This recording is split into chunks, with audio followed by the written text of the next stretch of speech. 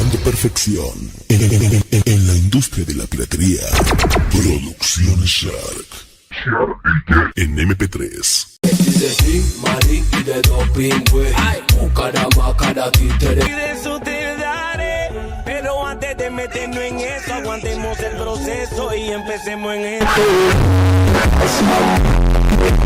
Tylko jedno w głowie mam, koksu 5 gram, odlecieć sam w krainę zapomnienia.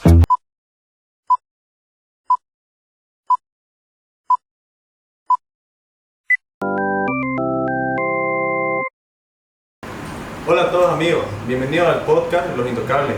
El día de hoy vamos a hablar sobre un tema súper interesante que es la Revolución Nacional de Bolivia del 52. El día de hoy nos encontramos por dos compañeros, Jordi y Darío. Jordi, buen día. Buen día, Milton. Para entender un poco el contexto histórico de la Revolución del 52, primero debemos situarnos al siglo XX en el país. Darío, ¿qué opinas sobre el tema de la Revolución del 52? Opino que es un tema muy interesante donde podemos ver un antes y un después en la historia sociopolítica de nuestra historia. En este podcast vamos a ver los eventos, los personajes y los sucesos que marcaron un antes y un después en la historia de nuestro país. Bueno, para entender esto hay que ponernos en contexto sobre lo que estaba pasando en el país en ese momento. Jordi. Para entender la Revolución del 52 y todo lo que pasó en el siglo XX y cómo el país enfrentaba una profunda crisis económica y social. Darío, ¿qué opinas sobre respecto del tema? Exacto, Jordi. Como bien sabemos, la economía de nuestro país estaba dominada en gran parte por la minería, especialmente por el estaño. Y nuestro país estaba sumergido en una gran desigualdad social, donde solo algunos tenían demasiada riqueza y la población estaba sumergida en la pobreza. ¿Qué opinas, Jordi, de esto? Además, la política estaba controlada por una élite oligarquía, lo que generaba una profunda desconcentración en la población. O sea, es interesante esto, ¿no, Darío?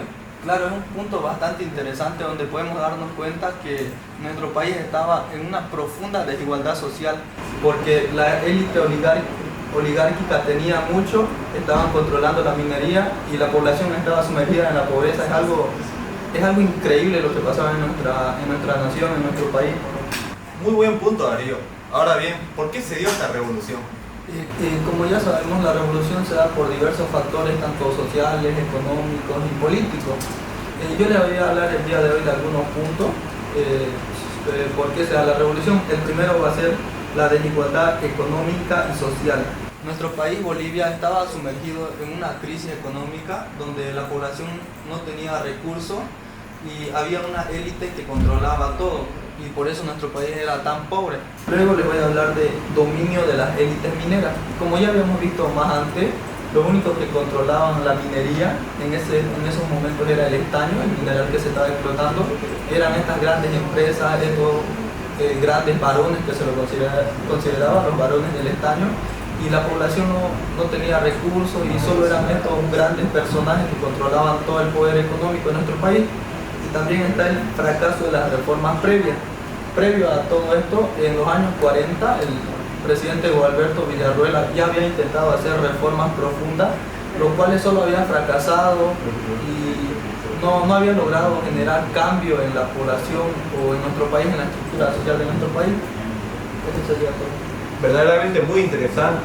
Ahora bien, ¿cuándo se dio esta revolución, Jordi? La revolución conocida como la del 52 se dio el inicio del 9 de abril de 1952, cuando el Partido Revolucionario MNR, con el apoyo de las milicias populares y sindicatos, se alzó contra el gobierno, y tras tres días de un fuerte enfrentamiento o combate, podríamos decir que se tomó el mando y el poder marcado al inicio de un proceso de profunda transformación.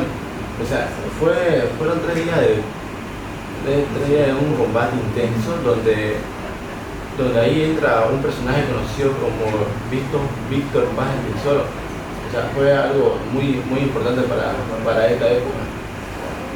Claro, y también después de eso, en 1951, se da en nuestro país las elecciones, se celebran las elecciones, donde gana el líder del MNR, que era Víctor Paz Estenssoro, un personaje bastante conocido en la historia de nuestro país, que cambió luego posteriormente la historia. él gana las elecciones y en ese momento el que estaba de presidente, que había asumido el 49, si no me equivoco, era Mamerto Urriolarroita.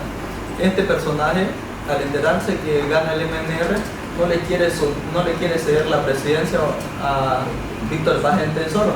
Lo que hace él es que renuncia el 16 de mayo del 51 y le entrega el poder a una junta militar para que no asuma el MNR, porque tenía miedo de que el MNR hacía cambios profundos en la estructura de nuestro país. O sea, este personaje sí quería cambiar y Mamerto tenía ese miedo de que iba a cambiar y por eso en vez de cederle el poder se lo da a los militares. Bolivia, nuestro país, era uno de los países más pobres de América Latina. Los indígenas no tenían ni acceso a la educación, ni acceso a los servicios básicos, lo que va generando un descontento en la población.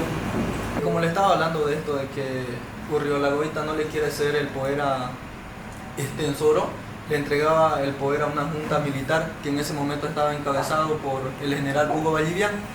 Este evento o este suceso fue conocido como el Mamertazo, donde no le cede el poder a Víctor Paz Estenssoro. Fue una maniobra para no cederle el poder, para que no se hagan estos cambios en nuestro país. Jordi, ¿qué opinas de esto? Puedo opinar que la situación se volvió insostenible y al final en abril de 1952 el MNR llevó a cabo una revolución armada que derrocó a la junta militar de Víctor Paz Estenssoro y se asumió la presidencia, iniciando un profundo cambio en Bolivia.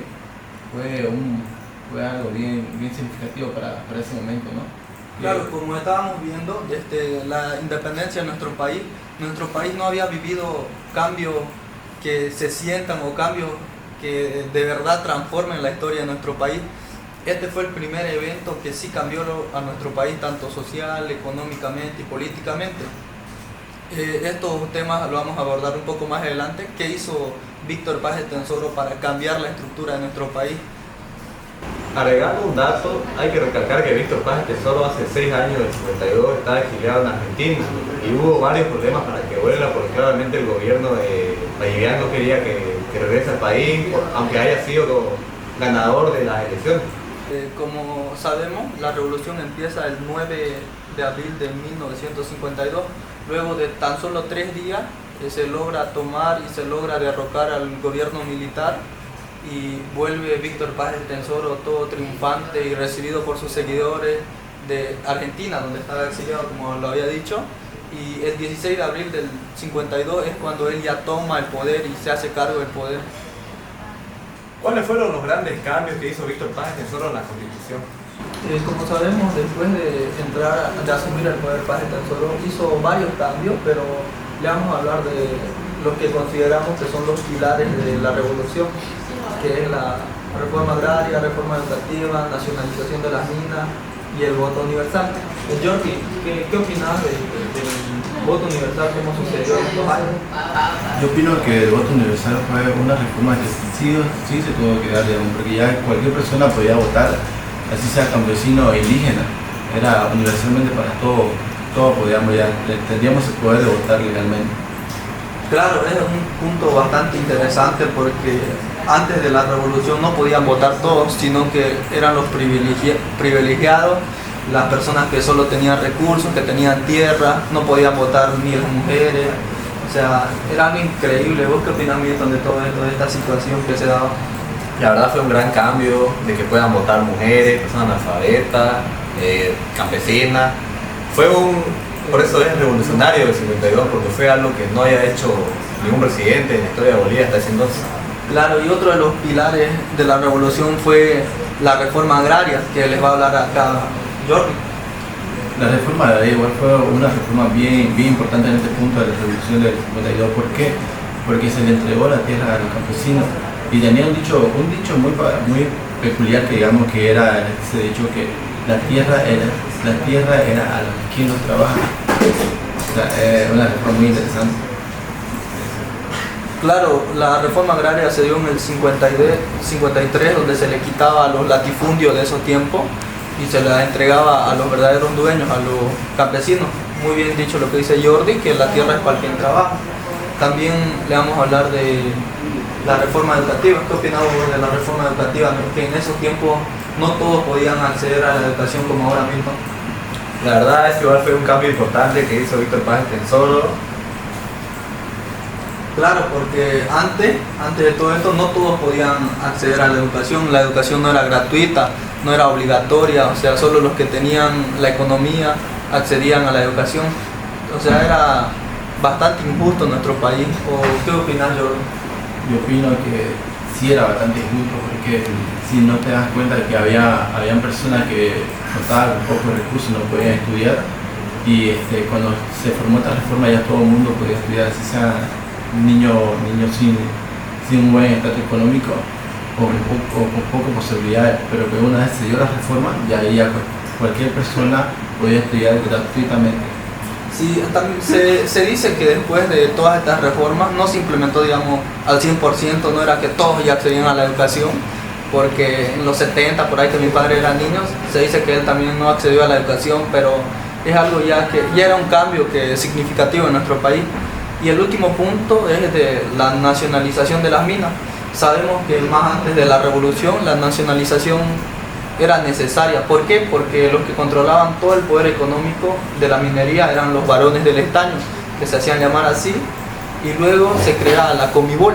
La Comibol es la organización que es encargada de administrar la minería en nuestro país luego de todo eso. Y para terminar todo esto, es un tema bastante interesante. ¿Qué opinas, Jordi, vos de toda la revolución y todo en sí? De toda la revolución en general fue el tema y fue un hecho histórico para Bolivia, porque ahí mismo nos damos cuenta cómo vamos revolucionando el cambio en el país. Y aparte de eso, más que todas las reformas, ¿no? Cómo fue y se aplicó en nuestro país en general, cómo también fue cambiando la educación, fue cambiando las empresas conocidas como Vil, y conocido también como los varones del estaño. ¿O qué opinan entonces sobre todo el contexto del tema? Sí, la verdad todos los cambios que se hicieron fueron verdaderamente espectaculares, ya que prácticamente decir que éramos tercer mundo en ese tiempo suena bonito. Éramos uno de los peores países en Sudamérica, y me atrevo a decir del mundo, y con ese gran cambio que se hizo pasamos a ser un país bastante culturalmente hablando menos analfabeto y con más posibilidad de acceder al estudio. Y también nosotros consideramos que la revolución del 52 es el primer cambio verdadero que se da en nuestro país, porque cambia la estructura de nuestro país, lo cambia tanto social, política, económicamente, de todo esto que siempre hablamos, y fue el gran cambio, fue lo que cambió la historia de nuestro país. Es un tema bastante interesante que quisimos abordar. Esperemos que sea de gran importancia este recorrido que dimos en la historia de nuestro país. Gracias por escucharnos. Y siempre es bueno aprender, ¿no?, de los errores del pasado, de las cosas buenas del pasado, como en este tema que hablamos, ¿no ves, Jordi? Para que tenemos que saber más que todo, saber de los orígenes y la historia de Bolivia. Es un tema que podemos estar hablando toda la tarde, pero tenemos que despedirnos.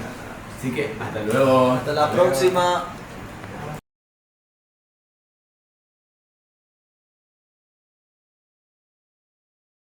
La única cosa es que cuando habla creo que hay que enfocarlo a su cara, porque yo me estoy cagando de texto. Malo, el otro. Yo está errando, pues. Y que nos ayudó a la transcurso de la historia de Bolivia. Dale. Dale. Ya te veo. Dale, güey.